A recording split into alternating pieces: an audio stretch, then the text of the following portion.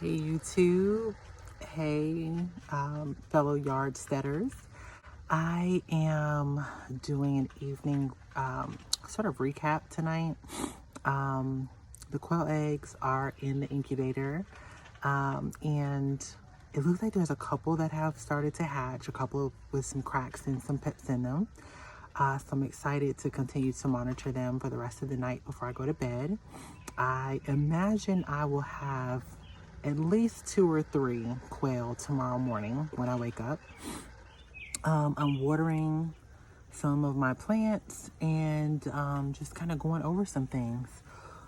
I think I got like 7 or 8 eggs out of the quail that I have already. Just today, I got up this morning and did my morning chores. And I think I pulled 4 eggs this morning. One of them had a little bit of a crack in it. So I just went ahead and cooked those eggs immediately. And then I just, when doing my evening chores and my evening walk through the Yardstead, found 3 more eggs. And then I walked away to go set my sprinkler on the garden beds and turned around and there was a new egg. So that's like a total of 8 eggs today, which means all of the girls are laying, which is awesome. I'm gonna have some more quail being added to my flock, and that just means that I'll be able to have, quite a few eggs every single day. If I can get my average up to a dozen eggs a day, that means I'll actually probably have eggs to be able to give away and sell or whatever. But definitely I'll have enough eggs to hatch out, every 2 weeks, be hatching out new quail and have enough to still eat.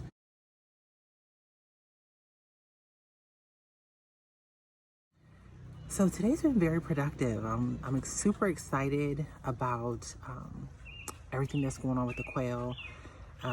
That all of the girls that I have now seem to be laying, and that I have some eggs that are going to be coming out of the incubator in the next couple of days. So I will keep you guys updated. I'm going to put this probably with the video from that I shot earlier today and link it all together, and you guys will see that and we'll go from there.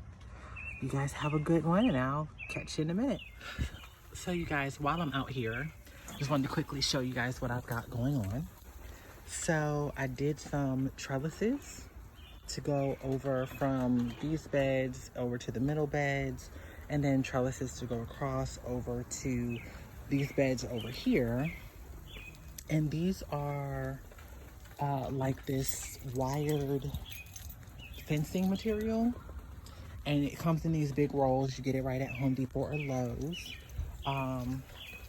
And I just ran it up that side. I think it's 8 feet pieces on each side, and then it overlaps at the top, and it's hooked together with some zip ties. And I'm gonna just use these to train my tomatoes and cucumbers up. And then I also have some melons over here in this first bed that I'm gonna try to train up here. On this side, I planted zucchini here, and I've seen people sort of like tie their zucchini up a trellis. And then because I have peppers back there, I may need to plant something back there that will vine up. But in the fall, I'll also be able to plant like beans and peas and things like that along these rows, and those will grow right up the trellises as well. So this is the full row of cucumbers here, and then I have a row of indeterminate tomatoes, so vining tomatoes there. And then just inside is another row of determinate tomatoes, and I have the determinate tomatoes tied to the trellis, so that way when they get too heavy, they will lean, and hopefully they'll lean that way, and then they'll just kind of be leaned and be held by the twine. This is my lettuce. This has been in for a few weeks, about a month, maybe 6 weeks now, and it's almost time for this to come out. I'm getting ready to make a salad for dinner. And if you guys saw me on Instagram or follow me on Instagram, which you should, You saw the greens that I pulled out of here and made a pot of greens out of those greens. I'm just letting these mustard greens go to seed. So these are the flowers, and these will pollinate each other, and then I'll have seeds that I can plant in the fall and next spring.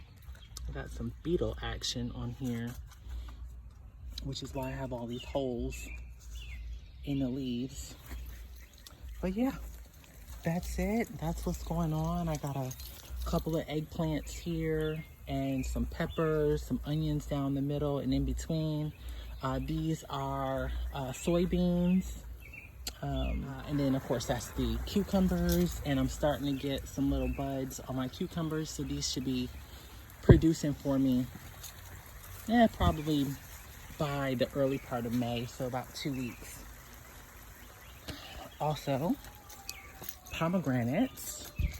So you guys know I have my 2 pomegranate bushes, and first big old pomegranate flower. And then this year I'm so excited because I have just a ton of buds on this pomegranate. Just like all over the place. So hopefully I will get some wonderful juicy pomegranates this year. Of course, I've got my quail here. 1 cage of the 3 has quail in it. I have to go and buy the roofing material to put on the other 2 for when the new quail come out of the incubator. But I think that all of my old quail are gonna go in the long cage, because this cage is twice as long as any one of those. So I should be able to fit, you know, all 10 of them in here. And then I'll put the new quail over here once they come out of the incubator. So they've got probably about 2-3 weeks before they come outside. So we got some things to do. There's always something to do on the Yardstead.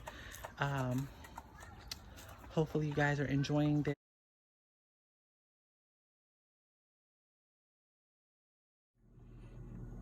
Okay, you guys, so I want to do a quick update. Today is Saturday, the 17th of April. So the quail eggs have been in the incubator for a total of 17 days. And I'm starting to see just the first signs of hatching. The people that I talked to online said that I needed to leave them in here.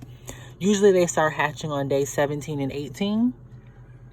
But you kind of have to leave them in there at least until day 20, maybe even day 21, to get your full hatch rate. Because the eggs, typically speaking, are laid over the course of a couple of days, some of them will already have started the development and other ones have not. So that's why your hatching is going to come out, you know, over the course of a few days. So I'm going to leave them in here. When the first chick hatches out completely, I will count 2 days from there, and then after 48 hours I will pull any hatched dry chicks and put them into the brooder, and then I'll do that again 2 days later, and then 2 days after that. So if the first chick hatches out tonight, then that means that on Monday I would put any chicks that have come out in that first 2 days into the brooder, and then on Wednesday I'll do the same thing, and then on Friday. So I'll be back and give you guys the update. As always, thank you guys for joining me for this update. I so much appreciate you guys tuning in and staying with the videos. It really, really warms my heart that I'm able to help people out and help you guys to start on your homesteading journey while watching my progress on mine. As always, I will be back with an update soon, and I hope that you guys are having a great day. Take care of yourself. Kisses.